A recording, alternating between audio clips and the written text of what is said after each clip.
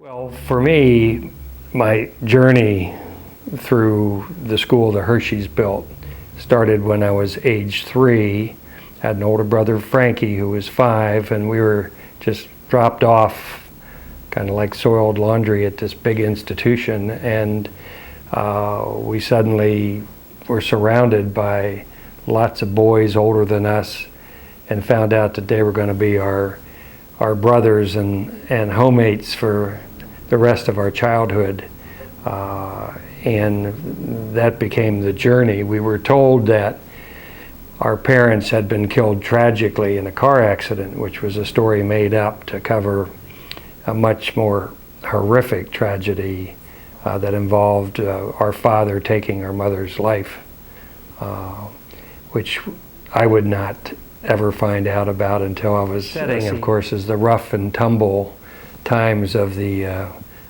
50s, and for the most part, and so our settings, especially as the younger kids went out to the farm homes at end of 5th grade, the mix of kids ranged from 18, 19-year-old real ruffians from the city to 10-year-olds like myself, and it became a pretty brutal environment, little lords of the flies alike, in that the older kids systematically bullied and enslaved the younger kids to do all their work and chores, and you had to be quite obedient to them unless and until you took them on, which most of us did at some point. Problem for Frankie is he's a softer, more gentle, much brighter kid than I, for sure, but didn't have it in his heart to ever defend himself, and so he gradually, was beaten in literally by that system and succumbed to that by 9th grade. One of the things I think you'll see in the book is that I begin to have a love-hate with the place. At first I'm just scared and confused, and then I see that there are a lot of kids to play with, and we get to eat really good food, nice housing, and for the most part in my early years, nice house parents. And so, but I'm beginning to chafe at the institutional structure and all of its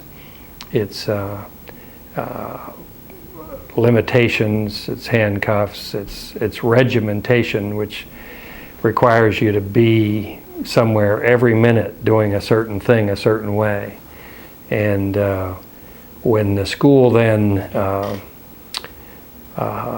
doesn't help me and my brother out by getting us a transfer or getting him some more help, and suddenly we come home from school one day to do the milking, and Frankie's gone. And it was I guess the most resentful I'd ever been about the authorities, but the authorities were sort of largely unknown up there in the clouds. And it's sort of, to this day, just has kept me on this path of wanting to speak honestly to authority and to call it to question when we need to. I floundered a little bit. I did what I loved at first. I went off to teach and coach at a New England prep school, and I loved being immersed with those kids about 10, 12 hours a day for about 9 cents an hour, I think it was. But I loved it. And then I went back to graduate school, then on into some more education, including the Princeton job, which I loved. Ended up down with the government, and it was sometime probably 10 years into my career, and I was with the National Institute of Education. I realized that, I've relapsed here into a kind of a place of safety, and I thought being mediocre. The way I phrased it to myself, I used to love third and long, and now I'm kind of wishing for second and short, right? And what happened to the zest and the risk taking and the courage? And so I just summarily resigned from my tenured position. People thought I was nuts and so on. Took a number of months off and got to see eventually that what I wanted to do was to coach leaders on how to be more effective with people, because I thought by then I knew a fair amount about that from being on all sides of it. And then one time we were down in Africa actually, and we were climbing Kilimanjaro, and I got the insight of, let's step this up a level and not just work with teachers and principals as I thought about doing. Let's work with the best of executives and CEOs, because I said that'd scare my pants off. you know, what do I know that they don't know more of, other than maybe how to relate to people. So I started a Renaissance leadership firm and had just a ball with that for about almost 30 years.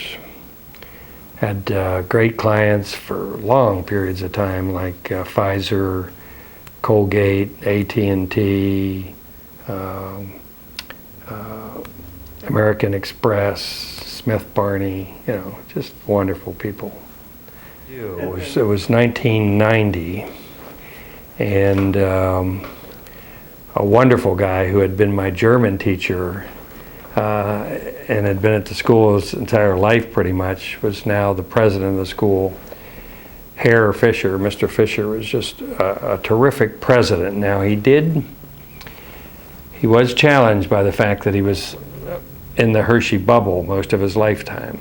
And so one of the things I'm trying to challenge the school with going forward in a book is to be willing to take more risk and to innovate and try to improve and be willing to fail some. They don't ever fail at anything because they don't try very much. And but Bill was outstanding, and a board member who's now chair of the board decided he wanted to go a different direction, and that somehow he knew better than the founder about what we should be about, and he wanted something that was more like a middle-class prep school. And so losing President Fisher was a first sign, but then seeing them go through a number of presidents that didn't work, and then one who started taking the school in that direction of serving less needy, better off, better equipped kids. I mean, they still were disadvantaged, but they were a much better crop. And Mr. Hershey wanted to take the loneliest, neediest, most alone kid, because he could. Yeah. Things started changing when President Fisher left in '90, and so through the '90s and early 2000, the board, which was driven largely by this new president, who was chairman of the board for a period, took the school in this new direction toward more of a middle-class prep school. The alumni fought that. I was one of the alumni leaders who protested that over that period of time, and we finally got to break in '02.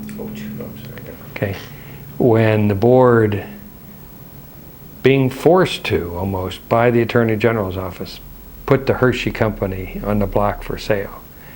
The whole community went nuts, right? And finally the community joined us, the alumni, in wanting to throw these rascals out. And finally, through the orphans court and the Attorney General's office, they reconstituted the board.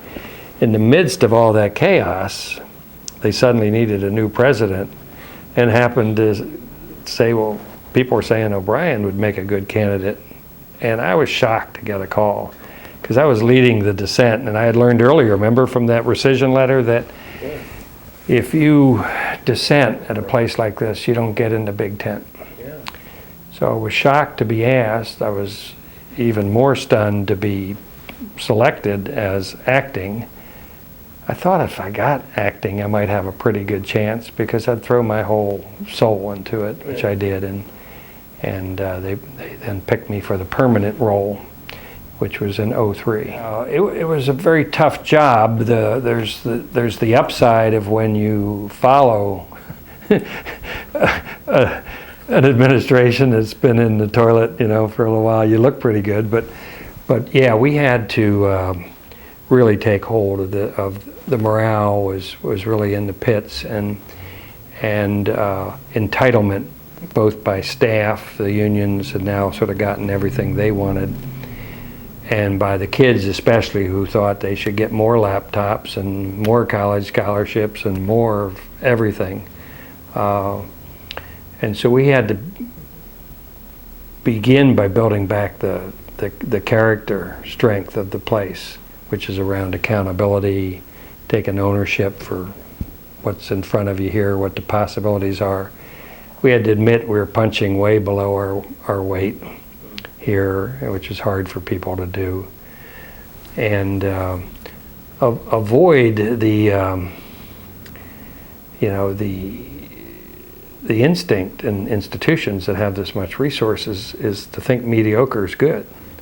We were graduating a whole bunch of needy kids, right? And most of them were going to college, even though most of them weren't finishing. We thought that was pretty good. And they're like, if we get to invest $100,000 a kid per year, and we have them as parents, teachers, coaches, doctors, we have them, we get to impact every part of their life.